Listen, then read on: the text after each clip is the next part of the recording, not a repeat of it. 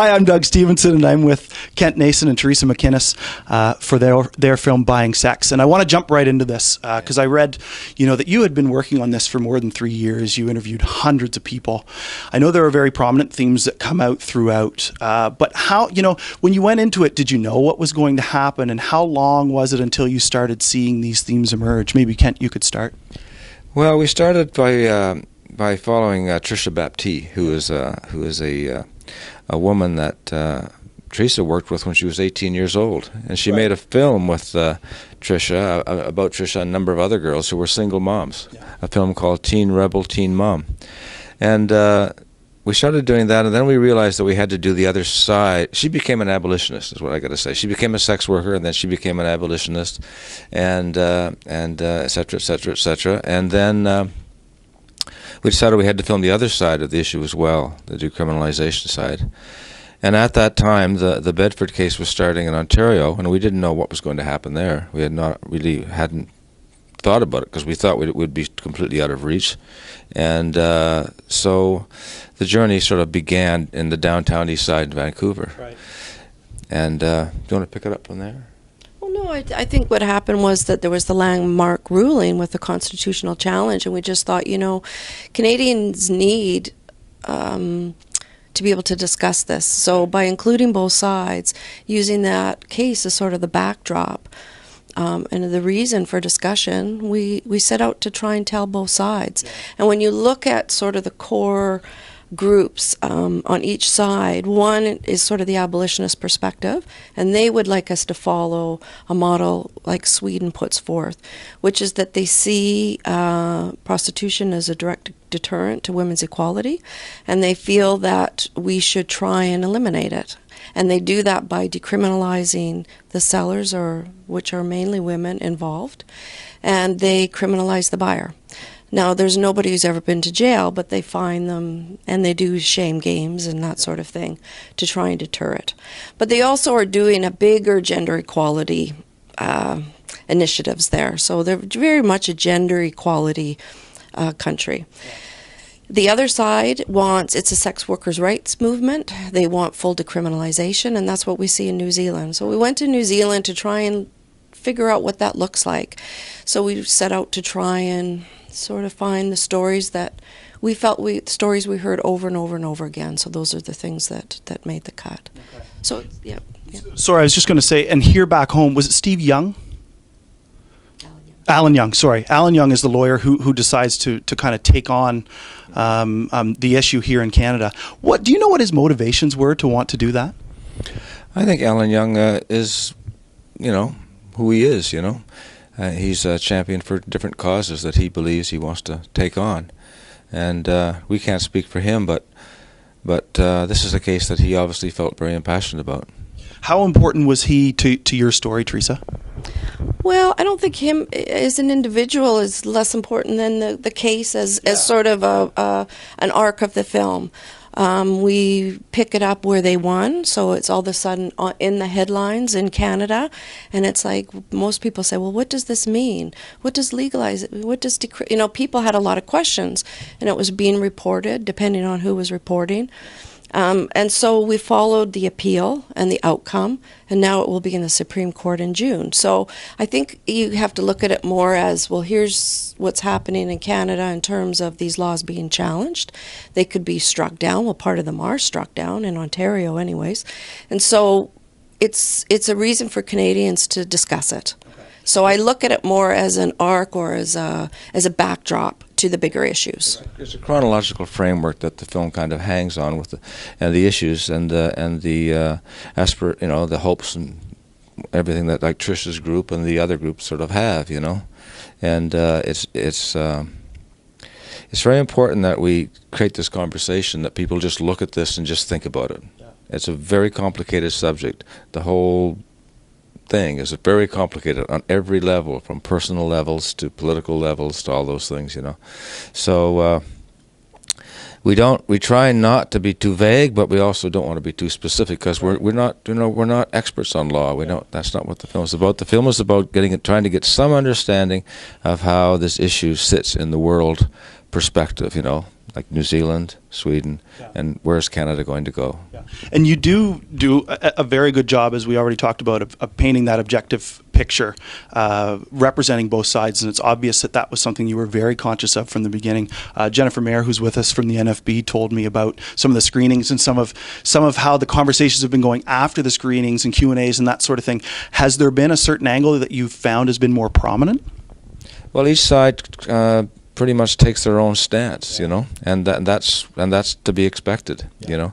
These people are pretty firm in their beliefs on both sides, and they are very, very well-spoken, organized groups, and they are also split into other groups, some of whom like each other and some of whom don't. There's always a kind of it's a melange of people who are all. We have to say this, that one thing that's interesting about this is that all of these people are trying to do what they believe is the right thing. Right. Yeah. I mean, nobody, and safety is the primary issue. You know, like nobody wants these women to be harmed, and nobody wants or men or transsexuals or whatever in the industry. We don't want anybody to get harmed.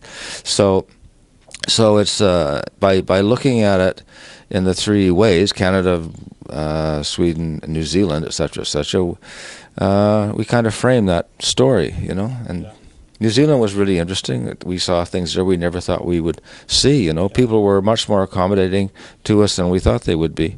Probably more accommodating in some ways than they have been in Canada, you know. Really? And Sweden, it was the same thing, although we primarily followed the lead of the Swedish Institute and the police, who basically have taken control of that issue. And they are pretty firm on what they believe in Sweden, you know. And also we found in the community that people were really firm in their beliefs, you know, that there was an overwhelming feeling that this was something that they did not want to be part of in their society. Now, that's not to say that it doesn't exist, because we did find sex workers on the street. Not very many, but we did find some. So when people say it's not going to go away, I have to say they may be right in that. I mean, it does seem to hang around, even if it's been you know, even when you target the buyer, it's still hanging around. And in New Zealand, when you say that, you know, if you decriminalize it, people will be off the streets, well, we found that wasn't true. I mean, you decriminalize it and whatever, and make it possible for brothels and people to sell sex in their homes, etc., etc., you still find women on the streets.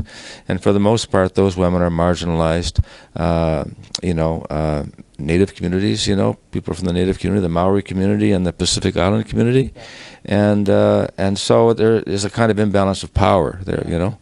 So very complicated. Well, yeah, and remember, it's very complicated. Exactly, yeah. And on that note, you know, you're talking about racialization and poverty, and those are obviously two very prominent themes. How early did they present themselves, and did you ever struggle with other themes that you really wanted to try and investigate?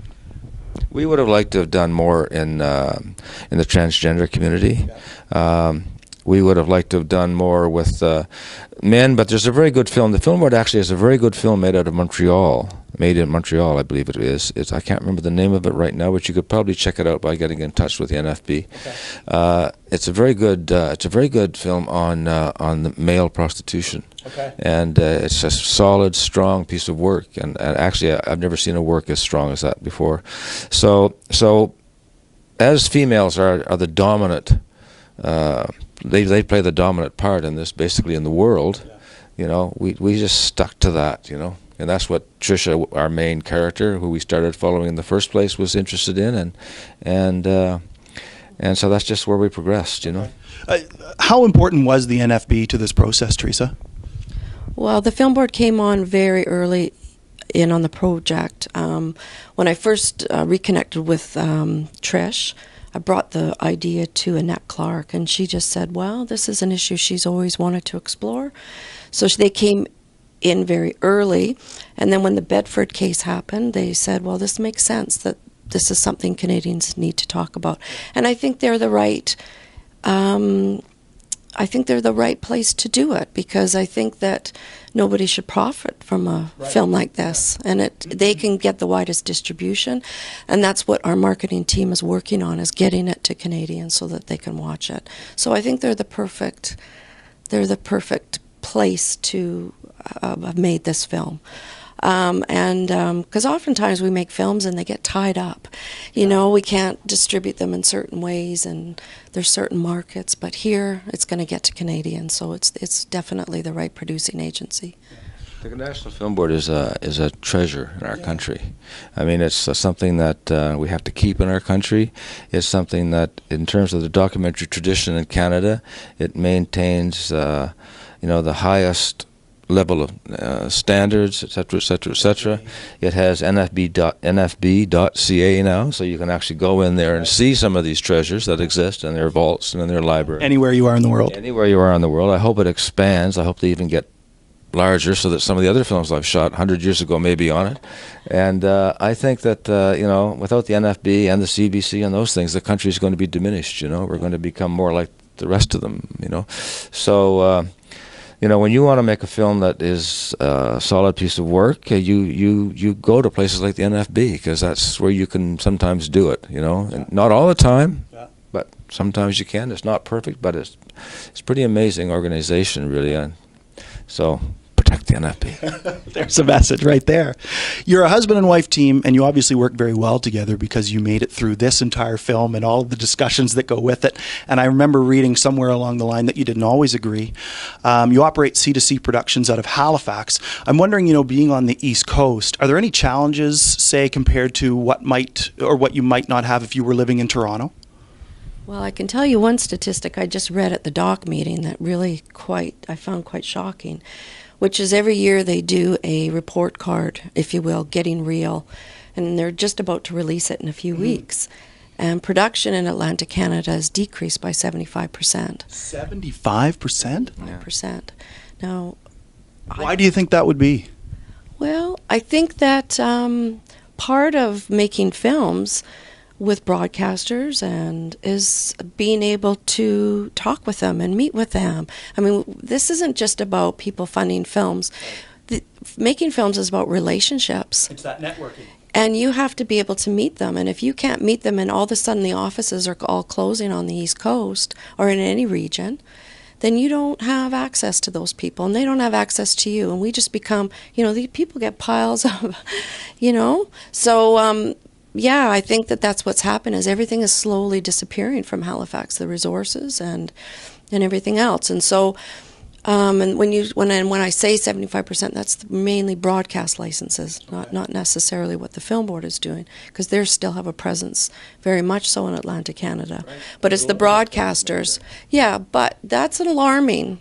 So few of us are talking about that and wondering what we're going to do about it. It's the change in the scene. I mean, so much of the money that you get to make films is linked to a broadcast license, and if the broadcasters aren't broadcasting documentaries or one-off documentaries, you're not going to get that license. Right.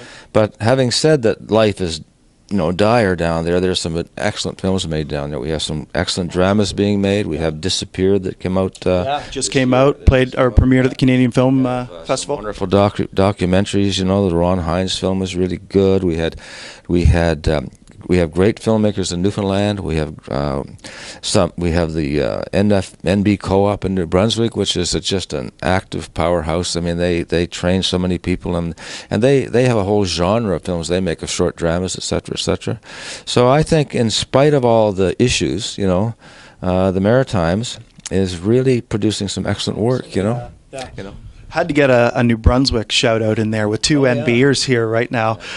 So for somebody who's maybe coming up in the film world, they're living on the East Coast in whatever province, what would you say to them for advice? Would you say, you know, here are certain things you can do to make it on the East Coast versus, say, going to Toronto, feeling that calling and moving to Toronto? I would say go to the co-ops. Mm-hmm. I would say the only place right now that is as active, there's no place as active as many of the co-ops are. Yeah. You know, the Newfoundland co-op is a powerhouse organization. The Nova Scotia Filmmakers Co-op is another powerhouse organization. They have a lot of people there, and they give young and old an opportunity to participate in the making of films, documentaries, dramas, whatever. And the same is true of New Brunswick. PEI. I know they've got a screenwriters boot camp. I don't know if that's still going, but it was going a few years ago. It seemed quite strong. In PEI, yes, they have a very strong group there too, and they do some interesting work, and they continue to press on. You know, and that's sometimes it's it's good to have a challenge. You know, sometimes sometimes you're sitting in the middle of a gold mine. You don't realize the gold you have around you. So sometimes being in the pits is a good thing, and I think it creates a creative spirit. And I tell you, people are very close to each other in that region. You know, it's always about collaboration. And instead of, like we're going to be working with a company called Telltale Productions next on CBC Nature of Things. And so collaborating with one another and working together as different companies and teams. So there's creative ways that we can work together. And there's certainly some very successful production companies continuing in Halifax and other provinces. Nice. Yeah. Well, I want to say thanks so much to both of you. It was a real pleasure, and I'm glad we could kind of get in, like I said, a plug for the East Coast and the film that's going on there, because I think all too often the conversation's about Toronto or it's about Vancouver or wherever, but not necessarily out in the East Coast. So thank you very much. Well, thank You're you. welcome. Thank you.